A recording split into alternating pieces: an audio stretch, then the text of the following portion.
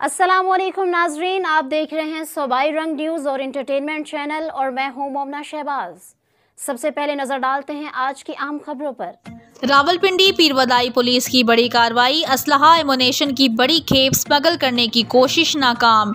2 smugglers गिरफ्तार, भारी मिकदार में असलहा एमुनेशन और मैगजीन्स बरामद। तफसीलात के मुताबिक पीरवदाई पुलिस ने मुनासिब हिकमत अमली के तहत स्नेप चेकिंग के दौरान मशकूक गाड़ी को रोक कर चेक किया तो गाड़ी से असलहा की बड़ी खेप बरामद हुई।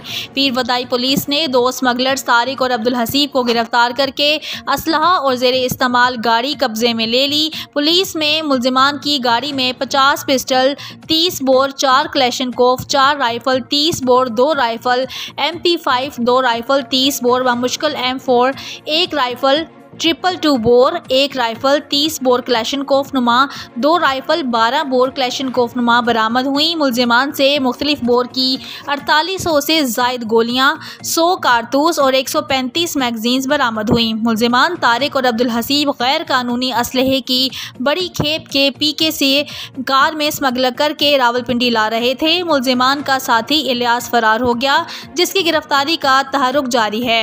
CPO सैयद खालिद हमदानी ने SP Rawal Faisal Salim, SDPO city और पीरवदाई पुलिस को शाबाश देते हुए कहा कि नाजायज़ असलहा और मनशियात के खिलाफ मौसर क्रैकडाउन जारी है।